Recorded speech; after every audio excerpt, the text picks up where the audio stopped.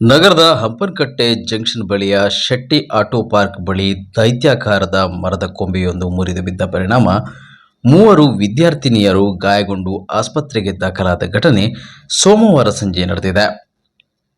ಮಲ್ಲೂರು ಉದ್ದಬೆಟ್ಟು ನಿವಾಸಿಗಳಾದ ಮರಿಯಂ ಮುಫಿದಾ, ಫಾಹಿಮಾ ಮರಿಯಂ ಹಾಗೂ ಅಬ್ಬೆಟ್ಟು ನಿವಾಸಿ ಅಫ್ರತ್ ಗಾಯಗೊಂಡವರು.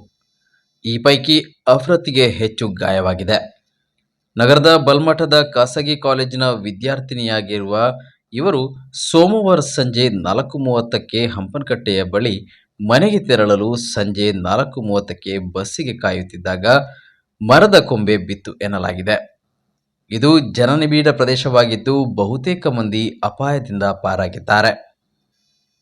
ಅಧಿವೇಶನದಲ್ಲಿರುವ ಶಾಸಕ ವೇದವ್ಯಾಸ್ ಕಾಮತ್ ವಿಷಯ ತಿಳಿದ ಕೂಡಲೇ ಪಾಲಿಕೆಯ ಮಾಜಿ ಸದಸ್ಯೆ ಪೂರ್ಣಿಮಾರನ್ನ ಸ್ಥಳಕ್ಕೆ ಭೇಟಿ ನೀಡುವಂತೆ ಮತ್ತು ಜಿಲ್ಲಾಧಿಕಾರಿ ಹಾಗೂ ನಗರ ಪಾಲಿಕೆ ಆಯುಕ್ತರಿಗೆ ಕರೆ ಮಾಡಿ ಗಾಯಾಳುಗಳ ಚಿಕಿತ್ಸಾ ವೆಚ್ಚ ಸಹಿತ ಕೊಂಬೆಯ ತೆರವಿಗೆ ಕೂಡಲೇ ಕ್ರಮ ಕೈಗೊಳ್ಳುವಂತೆ ಸೂಚಿಸಿದ್ದಾರೆ ಎಂದು ತಿಳಿದುಬಂದಿದೆ.